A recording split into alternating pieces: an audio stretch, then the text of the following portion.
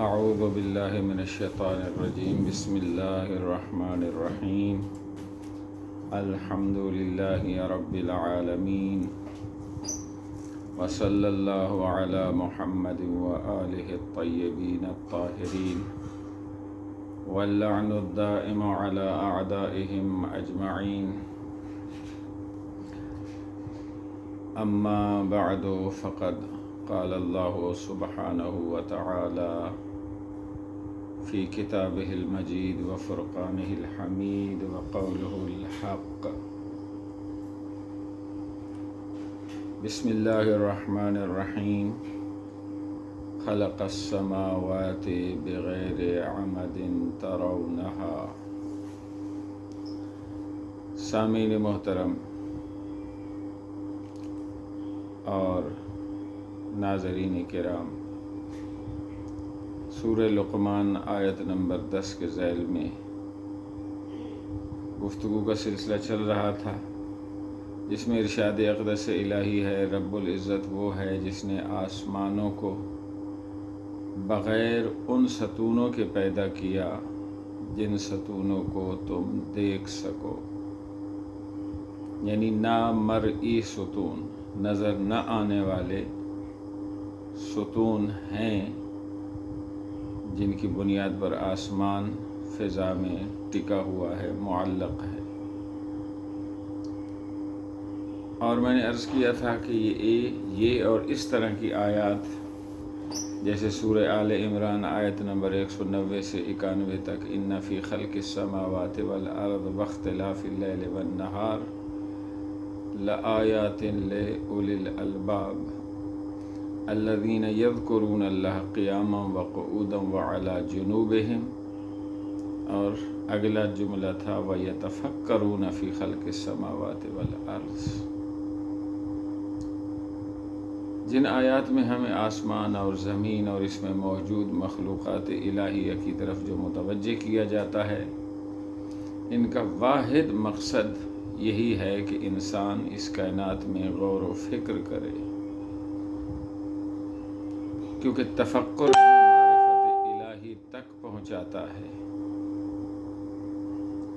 اور معرفت الہی ہی دین کی بنیاد ہے،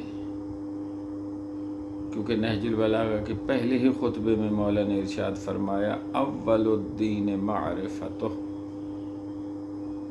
دین کا پہلا زینہ ہی معرفت باری تعالی ہے، اور کائنات میں غور و فکر، تفکر واحد ذریعہ ہے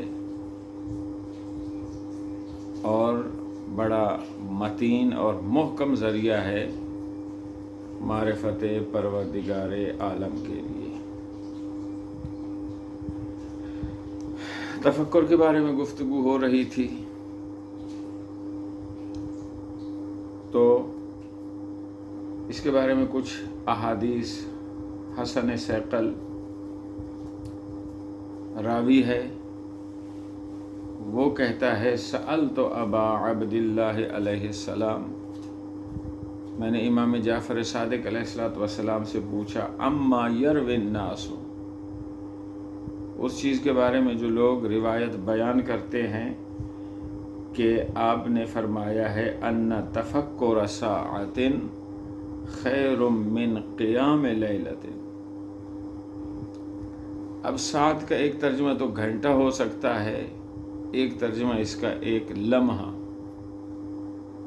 جو بھی ترجمہ لیا جائے، ایک گھنٹے کا تفکر یا ایک لمحے کا تفکر، جو بیٹھ کے آپ اس کائنات میں مخلوقات الہیہ میں تفکر اور تدبر کرتے ہیں، حدیث کی روح سے وہ ایک گھنٹے کا، اگر ہم گھنٹے والا ہی ترجمہ کریں، ایک گھنٹہ جو آپ بیٹھ کے کائنات میں تفکر میں گزارتے ہیں، پیغمبر کی نظر میں خیر من قیام لیلۃ، اس رات سے بہتر ہے جو پوری رات آپ محراب عبادت میں کھڑے ہو کر اللہ کی عبادت کرتے رہیں پوری رات۔ اس کے مقابلے میں ایک گھنٹہ بیٹھ کے کائنات میں مخلوقات الہیہ میں تفکر اور تدبر کرنا وہ پوری رات کی عبادت سے بہتر ہے۔ تو راوی کہتا ہے میں نے امام جعفر صادق علیہ السلام سے پوچھا کہ یہ جو روایت بیان کی جاتی ہے مولا یہ فرما دیجئے کیف یتفکرو، ہم کیسے کائنات میں غور و فکر کریں؟ تو مولا نے جواب میں ارشاد فرمایا قال یمر بالخربۃ او بالدار، کہ جب انسان کسی خرابے کسی کھنڈر کے پاس سے گزرے، اور بالدار یا کسی ایسے گھر کے پاس سے گزرے جو اب ویران پڑا ہے، خالی ہو چکا ہے، تو مولا تفکر کا طرز اور طریقہ بتا رہے ہیں۔ مولا فرما رہے ہیں وہ گزرنے والا گزرتے ہوئے یہ کہہ دے این ساکنو کا، تیرے اندر رہنے والے کہاں چلے گئے، و این بانو کا،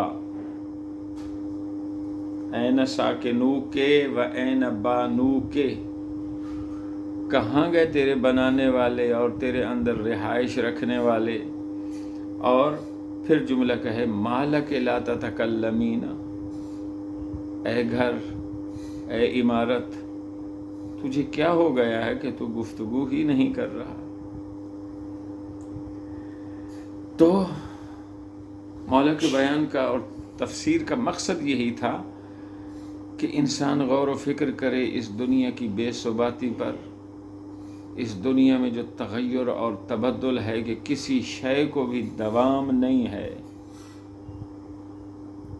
جیسا کہ مولا کا بھی یہ جملہ ہے میں نے اپنے رب کی معرفت کی ہے اس بات سے کہ میں تدبیر کرتا ہوں، وہ تدبیر ادھوری رہ جاتی ہے، میں کوئی ارادہ کرتا ہوں، میرا ارادہ ٹوٹ جاتا ہے۔ عرفت اللہ بفسخ العزائم و نقض الہمم، مولا فرماتے ہیں یہ جو میرے ساتھ ہوتا ہے ارادے کے ٹوٹ جانے سے، ہمتوں کے ختم ہو جانے سے، عرفت ان المدبر غیری، مولا فرماتے یہاں سے میں نے یہ بات پہچانی ہے کہ اس کائنات کے امور کی تدبیر کرنے والی ذات میرے علاوہ کوئی ہے۔ تو تفکر اور تدبر، اس کائنات میں غور و فکر کرنا، یہ انسان کو اپنے رب کی معرفت عطا کرتی ہے۔ روایت میں جملے ملتے ہیں سئل عیسیٰ علیہ السلام، حضرت عیسیٰ علیہ السلام سے سوال کیا گیا من افضل الناس، اے اللہ کے نبی بتائیے لوگوں میں سب سے زیادہ با فضیلت اور افضل کون ہے؟ تو اللہ کے نبی نے ارشاد فرمایا من کانا سمتہ من کانا منطقہ ذکرن، سب سے افضل انسان وہ ہے کہ جس کی گفتگو ذکر ہو، یعنی جب وہ بولے تو ذکر الہی اس کی زبان پر جاری ہو، اور وَصُمْتُهُ فِكْرًا، اور اگر بول نہیں رہا خاموش بیٹھا ہے تو سُمْتُهُ فِكْرًا، اس کی خاموشی بھی فکر ہو، یعنی وہ خاموش صرف اس لیے بیٹھا ہے کہ وہ فکر کر رہا ہے۔ اور ظاہری سی بات ہے روایات میں اس فکر سے مراد تفکروا فی خلق السماوات والارض،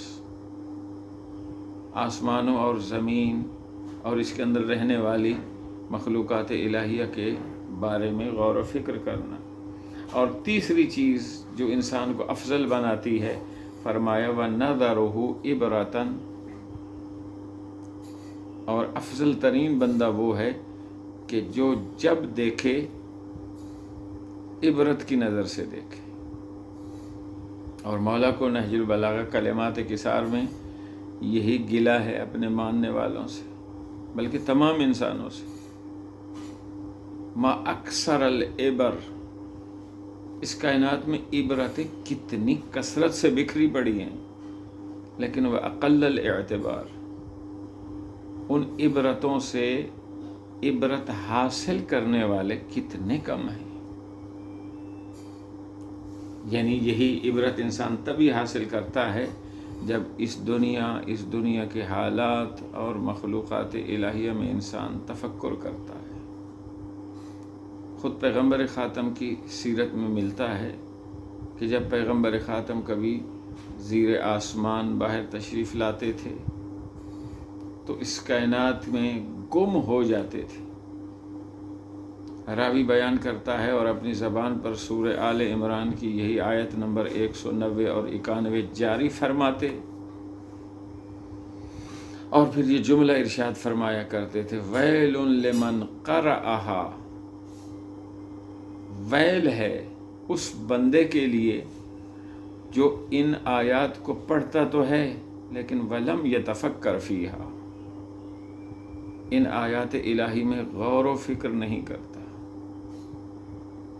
یہ تو ان مخصوص آیات کے بارے میں، خود پورے قرآن کے بارے میں ینابع الحکمت میں ایک حدیث مبارک ہے، ویل لمن لاقھا بین لحییہ ولم یتدبرھا،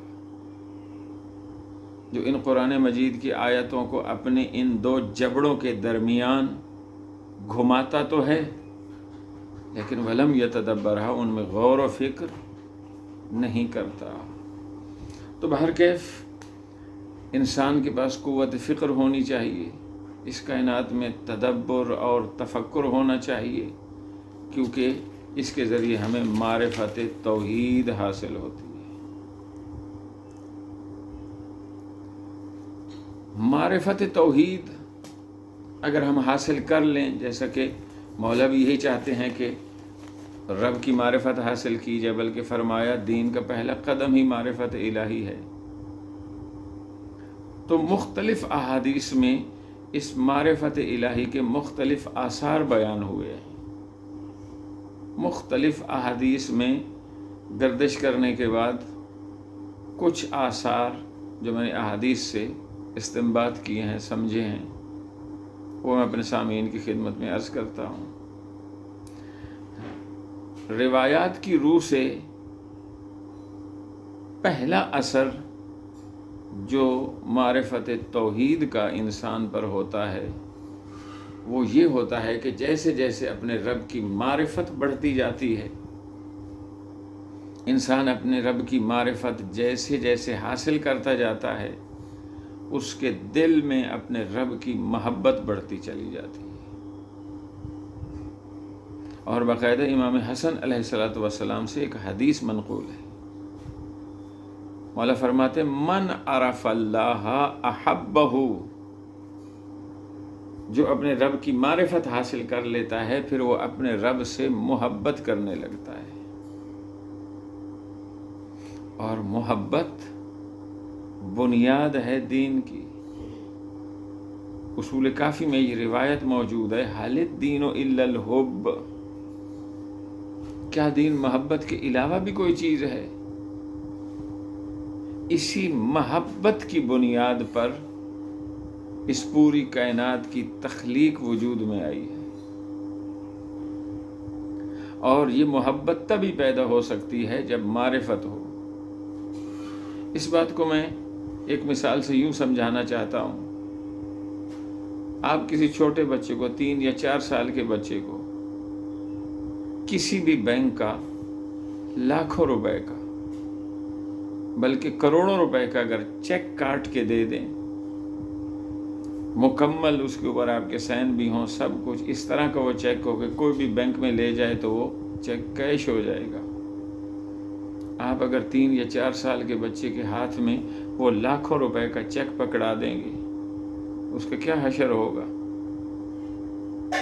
ظاہری سی بات ہے، بچے نے اسے منہ میں ڈالنا ہے، بچے نے اسے پھینک دینا ہے یا اسے پھاڑ دینا ہے، حالانکہ مالیت اس کی لاکھوں روپے ہے۔ لیکن اسی بچے کو اگر آپ اس کا کوئی پسندیدہ کھلونا دے دیتے ہیں، چیک پہ وہ بچہ خوش نہیں ہوا تھا، لیکن جب آپ اسے اس کا پسندیدہ کوئی کھلونا دے دیتے ہیں، وہ بچہ خوش ہو جاتا ہے اور اسے سنبھالتا بھی ہے اور اس کے ساتھ کھیلتا ہے، اسے ضائع نہیں کرتا۔ کیوں یہ فرق ہوا؟ فرق صرف یہی ہے، معرفت کی بنیاد پر ہی، کہ چیک کی بچے کو معرفت نہیں تھی، اس لیے اس نے اس کی قدر نہیں کی، اسے ضائع کر دیا۔ لیکن اپنے ناقص ذہن کے مطابق اس کی نظر میں کھلونے کی اہمیت تھی، وہ کھلونے کی معرفت رکھتا تھا کہ یہ کام کرتا ہے، گاڑی ہے تو ایسے چلتی ہے، کوئی اور کھلونا ہے تو اس کا جو فنکشن ہے، اس بچے کو علم تھا، معرفت تھی، اس لیے وہ کھلونے سے محبت کرنے لگا۔ لاکھوں روپے کے چیک سے اس نے محبت نہیں کی۔ تو پہلا اثر جو معرفت توحید سے انسان کو حاصل ہوتا ہے وہ یہ ہوتا ہے کہ پھر وہ بندہ اپنے رب سے محبت کرنے لگتا ہے۔ دوسرا اثر، بلکہ اسی پہلے اثر کے بارے میں ماشاء اللہ سارے مومنین دعائے کمیل پڑھتے ہیں، ایک جملہ میرے ذہن میں آ گیا ہے، تو وہاں دعائے کمیل میں ہم یہ جملہ پڑھتے ہیں، یا غایت اعمال العارفین، لفظ یہاں عارفین بیان ہوا ہے اور مولا کی زبان سے ادا ہوا ہے۔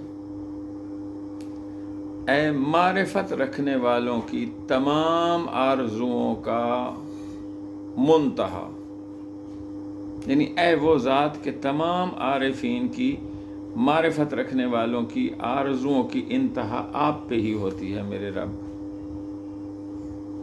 نہیں فرمایا یا غایت اعمال المتقین، یا غایت اعمال المصلین، اے نمازیوں کی آرزوؤں کے منتہا، اے روزہ داروں کی آرزوؤں کے منتہا، یا غایت اعمال العابدین، اس طرح کا کوئی لفظ استعمال نہیں ہوا، لفظ استعمال ہوا ہے عارفین۔ معرفت اتنی زیادہ اہمیت کی حامل ہے۔ اور دوسرا اثر جو اس معرفت توحید سے انسان پر ہوتا ہے وہ یہ ہوتا ہے کہ انسان کے اندر خوف خدا، خشیت الہی پیدا ہو جاتی ہے۔ یہ آیت تو معروف ہے، انما یخشی اللہ من عبادہ العلماء، خوف خدا صرف ان لوگوں کے دلوں میں ہوتا ہے جو علم رکھنے والے ہوتے ہیں۔ علم سے مراد یہی معرفت توحید، سب سے بڑا علم تو یہی معرفت توحید ہی ہے۔ اور حدیث مبارک بھی ہے، پہلی حدیث مولا امام حسن علیہ السلام سے منقول تھی، اور یہ جو دوسری حدیث میں پڑھنے لگا ہوں یہ پیغمبر خاتم اس حدیث کو ارشاد فرماتے ہیں۔ حدیث ہے، من کان باللہ اعرف کان من اللہ اخوف، جو اللہ کی جتنی زیادہ معرفت رکھتا ہوگا وہ اللہ سے اتنا ہی خوف رکھے گا اور ڈر رکھے گا۔ البتہ معذرت کے ساتھ، اللہ سے خوف کا مطلب یہ نہیں ہے کہ نعوذ باللہ اللہ کوئی ڈرنے والی چیز ہے، بلکہ یہ جو عام طور پر قرآن مجید شیعہ سنی جو بھی آپ ترجمہ اٹھا کے دیکھیں وہاں یا ایھا الذین آمنوا اتقوا اللہ، ان جملوں کا ترجمہ یہی لکھا ہوتا ہے، اے ایمان والو اللہ سے ڈرو۔ میں اس ترجمے سے متفق اس لیے نہیں ہوتا کہ اللہ سے ڈرنا نہیں چاہیے۔ خوف خدا کا یا تقوی الہی کا مطلب یہی ہوتا ہے کہ اللہ سے نہیں، اللہ کی معصیت، اللہ کی نافرمانی سے ڈرو۔ اور یہاں بھی خوف خدا سے مطلب یہی ہوتا ہے کہ خوف خدا مطلب اللہ کی نافرمانی، اللہ کی حکم عدولی کرنے کا خوف اس کے دل میں پیدا ہو جاتا ہے۔ یعنی جس بندے کے اندر جتنی معرفت توحید ہوتی ہے اتنا ہی وہ اللہ کی نافرمانی سے خوف زدہ ہوتا ہے، اتنا ہی وہ اللہ کو حاضر ناظر زیادہ جانتا ہے۔ اور ظاہری سی بات ہے، جو اللہ کو حاضر ناظر سمجھتا ہے کہ اللہ ہر جگہ دیکھتا ہے، سنتا ہے۔ سورہ توبہ کی آیت کریمہ، قُلِ اعْمَلُوا فَسَيَرَى اللَّهُ عَمَلَكُمْ وَرَسُولُهُ وَالْمُؤْمِنُونَ، میرے حبیب ان سے کہہ دو جو دل چاہے عمل کرو، لیکن یہ عقیدہ ذہن میں بٹھا لو، فَسَيَرَى اللَّهُ عَمَلَكُمْ وَرَسُولُهُ، سب سے پہلے اللہ تمہارے عمل کو دیکھ رہا ہے، अब मुझसे कोई हवाला ना मांगे। ये एक कहानी है, लेकिन मुद्दा को और मतलब को ज़हन के करीब करने के लिए मेरे लिए बड़ी मुआमिन है। कहते हैं किसी बादशाह के 7 बेटे थे। बादशाह का मुद्दा ये था, बादशाह कहता था मेरा सबसे बड़ा बेटा ज़्यादा ज़हीन है। उसका जो वज़ीर था वो कहता था नहीं, आपका सबसे छोटा बेटा वो सबसे ज़्यादा ज़हीन है। यूं ही उनमें तकरार चलती रहती थी। एक दिन एक बूढ़े मुशीर ने कहा कि बादशाह सलामत, वज़ीर साहब आप रोज़ाना तकरार करते हैं, क्यों न हो आज इम्तिहान कर लिया जाए ज़हानत का कि कौन कितना ज़हीन है। बादशाह ने कहा मुशीर कैसे इम्तिहान होगा? उस बूढ़े मुशीर ने कहा बादशाह सलामत कोई मसला नहीं, आप 7 मुर्गियाँ मंगवाएं और 7 छुरियाँ मंगवाएं। मुर्गियाँ भी आ गईं, छुरियाँ भी आ गईं। बादशाह ने कहा हाँ मुशीर साहब अब क्या करना है? उसने कहा बादशाह सलामत एक एक बेटे को एक एक मुर्गी और एक एक छुरी दे दो, और इन्हें हिदायत ये कर दो कि जाएं, बाहर निकल जाएं, किसी ऐसी जगह मुर्गी को ज़बह करके ले आएं जहां इन्हें कोई देखने वाला ना हो। बादशाह का आर्डर था। बेटे बगल में मुर्गी दबाई हुई है, हाथ में छुरी है, निकल गए।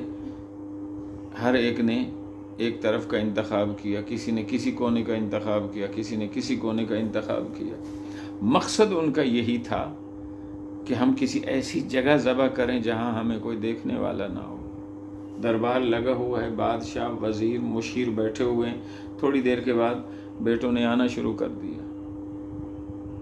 जो भी आता है उसके एक हाथ में ज़बह की हुई मुर्गी जिससे खून बह रहा है, दूसरे हाथ में छुरी।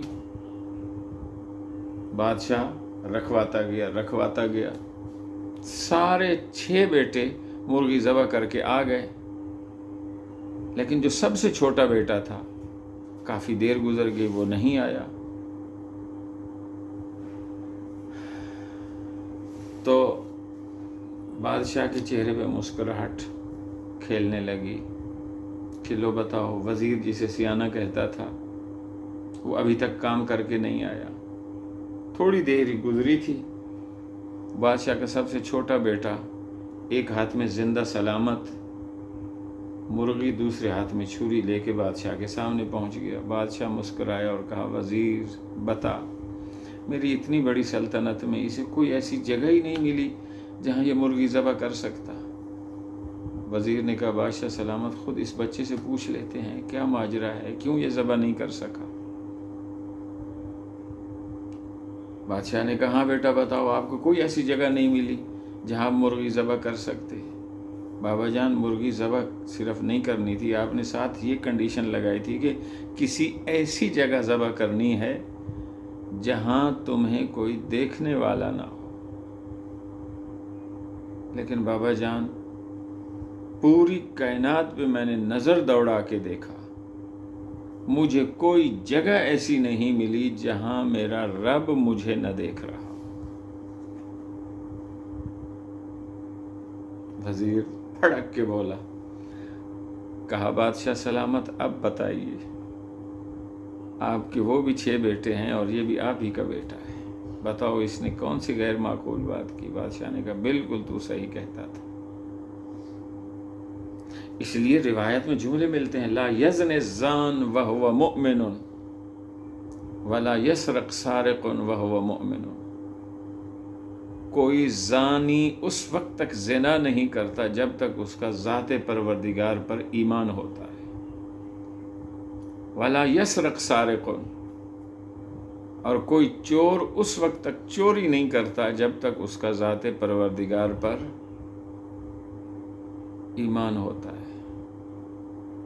इसका मतलब ये बनता है कि जब ज़ानी ज़िना कर रहा होता है, ये तो बतौर इशारा 2 गुनाह बताए गए हैं। कोई भी गुनाह, कोई भी इंसान गुनाह उस वक्त करता है जब उसका ज़ाते परवरदिगार पर ईमान रुखसत हो चुका होता है। और इस हदीस मुबारक से भी हमें یہی درس ملتا ہے کہ اگر ذات پروردگار پر ایمان ہے تو انسان گناہ نہیں کرتا۔ اس لیے قرآن میں کئی جگہ پہ یا ایھا الذین آمنوا آمنوا، اے ایمان والو ایمان لے آؤ، ایمان والوں سے کہا جا رہا ہے ایمان لے آؤ۔ مطلب یہی ہے، صادق ایمان ہونا چاہیے، صرف زبانی ایمان نہیں ہونا چاہیے۔ جو ماشاءاللہ زیارات سے مشرف ہوئے ہیں، مشہد مقدس کے بازار امام رضا علیہ السلام، اس کا جو مین گیٹ ہے اس کے اوپر فارسی میں ایک عبارت لکھی ہوئی ہے، عالم محضر خدا است، در محضر خدا معصیت نہ کنید۔ ظاہر ہے انہوں نے امام خمینی رضوان اللہ تعالی علیہم وعلی علمائنا المستشہدین فی سبیل اللہ، ان کی زبان سے سنا، انہوں نے ان کی طرف منسوب کر کے یہ جملہ بازار امام رضا علیہ السلام کے مین گیٹ کی زینت بنا دیا۔ لیکن مجھے یہی جملے روایت معصوم میں ملتے ہیں۔ معصوم ارشاد فرماتے اتقوا معاصی اللہ فی الخلوات فإن الشاہد هو الحاقب۔ اللہ کی نافرمانیوں سے تنہائیوں میں بھی بچو، اس لیے کہ جو تمہارا حاکم ہے وہ شاہد بھی ہے، وہ تمہیں دیکھ رہا ہے۔ اور اس بازار امام رضا علیہ السلام کے اوپر لکھے ہوئے جملے کا بھی یہی مطلب ہے، یہ پوری کائنات اللہ کا دربار ہے، کم از کم دربار خدا میں کھڑے ہو کے تو گناہ نہ کرو۔ جی، تو دوسرا اثر جو معرفت توحید، رب کریم کی معرفت سے انسان پر اثر ہوتا ہے، وہ یہ ہوتا ہے کہ اس کے اندر خوف خدا پیدا ہو جاتا ہے، وہ اللہ کی نافرمانی سے ڈرنے لگتا ہے۔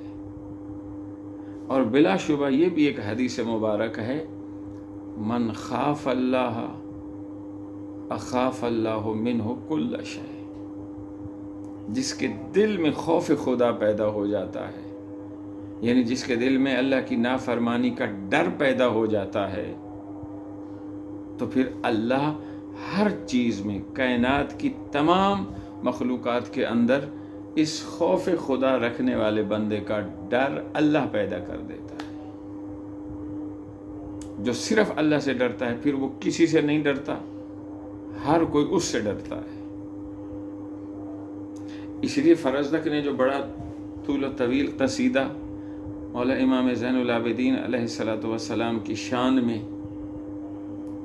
پڑھا، 35-36 اس کے مصرے ہیں،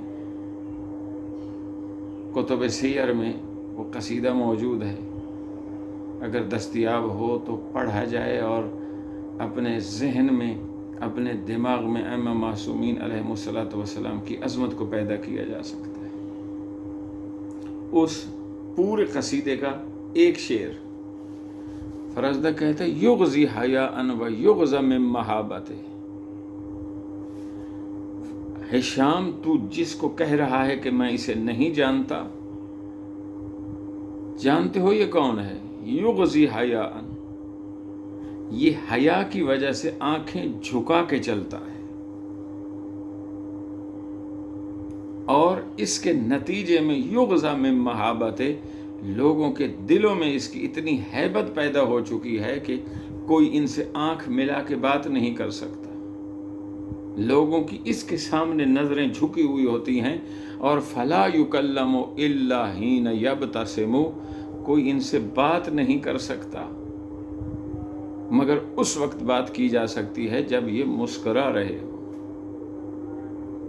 ظاہری سی بات ہے، جس کے دل میں اپنے رب کی ہیبت پیدا ہوتی ہے، وہ کریم رب اس کی ہیبت پوری مخلوقات کے دلوں میں پیدا کر دیتا ہے۔ زیادہ زحمت نہیں دینا چاہتا، رب کریم ہمیں اپنی معرفت حاصل کرنے کی توفیق عطا فرمائے، کیونکہ اگر معرفت پروردگار نہیں ہے تو ہم نے دین کی وادی میں پہلا قدم ہی سمجھ لے نہیں رکھا۔ رب کریم تمام سامعین اور ناظرین کی عبادات، بالخصوص اس مبارک مہینے میں روزے والی عبادت، رب کریم اپنی بارگاہ میں قبول فرمائے، اور اس وقت پوری انسانیت جس وبا میں مبتلا ہے، رب کریم تمام انسانوں کو اس وبا سے نجات عطا فرمائے، تمام مرحومین کو شفاعت محمد و آل محمد، بالخصوص شہدائے ملت جعفریہ، اور بالاخص کیونکہ میں فیصل آباد میں بیٹھا ہوں، رب کریم شہدائے سرزمین فیصل آباد کو شہدائے کربلا کے ساتھ محشور فرمائے۔ ربنا تقبل منا انک انت السمیع العلیم، والسلام علیکم ورحمۃ اللہ وبرکاتہ۔